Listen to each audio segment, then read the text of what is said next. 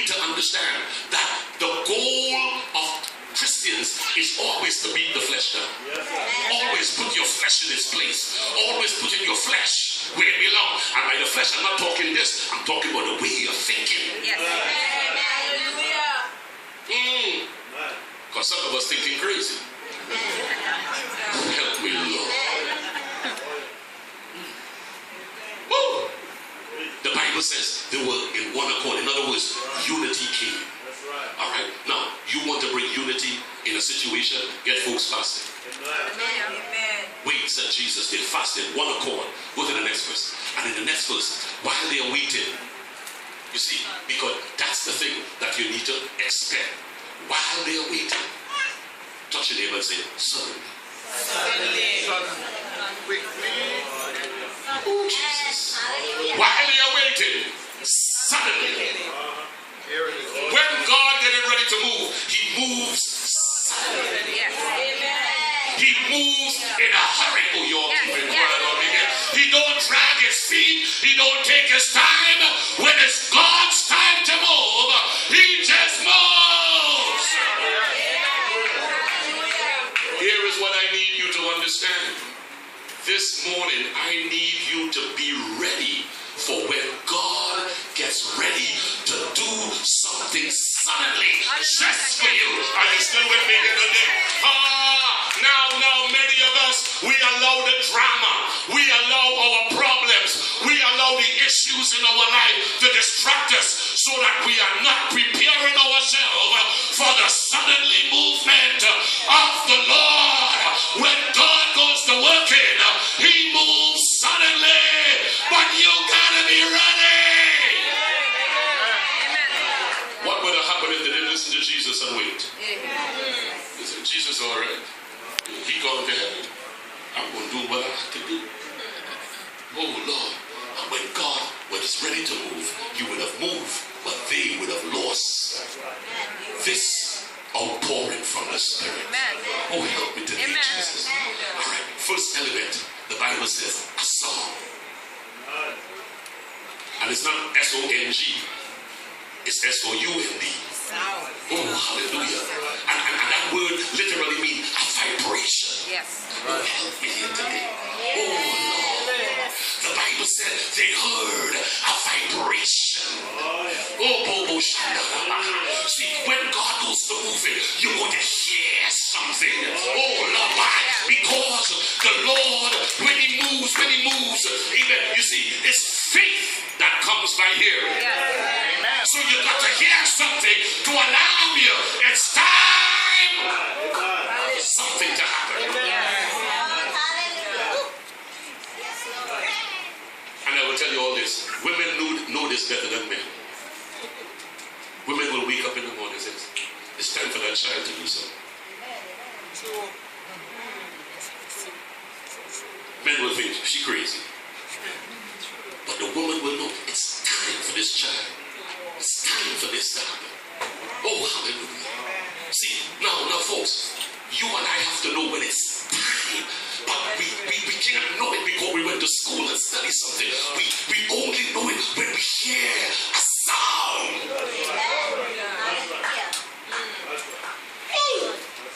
See, when the Holy Ghost goes to dealing with you, he deals with you by a sound, by a vibration. You can't tell how you're hearing it. You just know that you're hearing it. You can't tell anybody how you understand it, how you interpreted it. You just know what you hear. See, that's what makes us weird. Because we hearing a little something, and we can say, that song means this. How do you know? The same way you could tell two babies crying, and you could say, none of them is my child.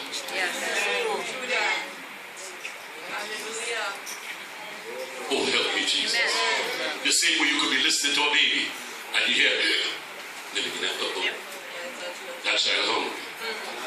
Oh, help me, Jesus. Let's go to the second element. The Bible said it was a song from heaven, and look what it was. A mighty rushing wind. The second element is wind. here in the shut-in. You notice in the shut-in sometimes all the doors and everything up, but you feel like a breeze is blowing. You feel like something is just rushing through the place. Well, it ain't the wind outside. It's the Holy Ghost that is blowing through the place. Why? He is like the wind. He blows upon people. Now, what is amazing about this? Y'all remember the prophet Ezekiel? Remember Ezekiel? Yes. The Lord told Ezekiel, prophesy to the wind. Tell the wind, come, blow upon these people. Oh, Jesus. And when the wind began to blow, the bones that was dead came alive. I want to tell somebody today that the wind is about to blow on your situation, and that situation that was locked up and tied up and seemingly dead is going to come alive because the wind.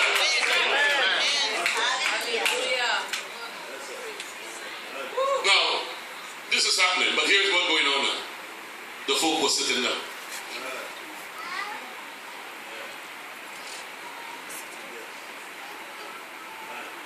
Pouring, but people were sitting. Right?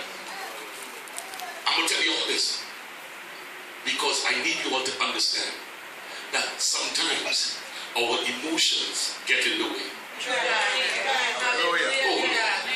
Sometimes our emotion hinders us from getting what we really should get. Let me give you all a for instance.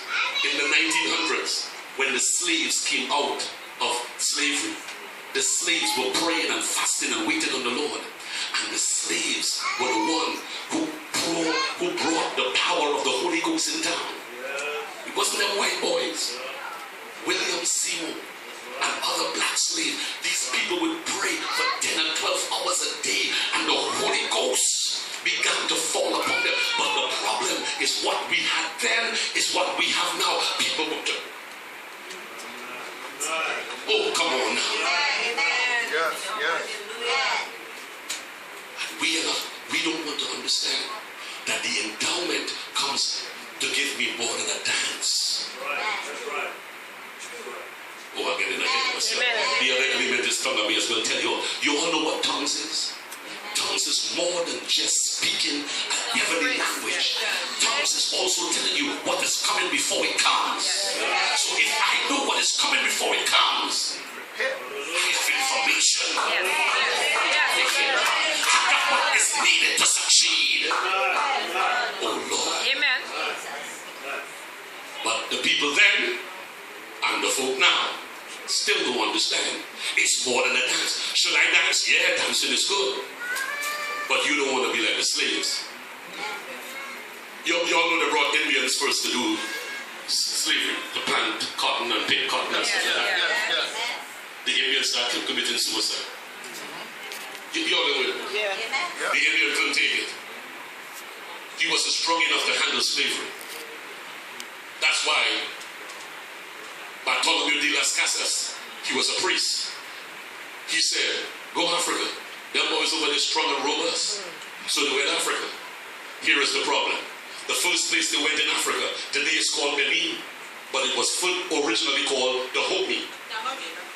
And when they went to Dahomey, they got them slaves. And when them slaves come and they started to pick the cotton, them slaves started to do what the Indians didn't do. They were picking cotton and they were singing, I'm going to lay down my burdens down by the riverside. You all know the sound. Now, listen to what these people were doing. They were slaves. They were working for no money. But they were singing. Hallelujah. Yeah. You all with me here today? Hallelujah. Now, I ask you, if you got somebody working for you, making you money, and they're singing while they're doing it, you ain't going to think they're enjoying what they're doing? Yeah.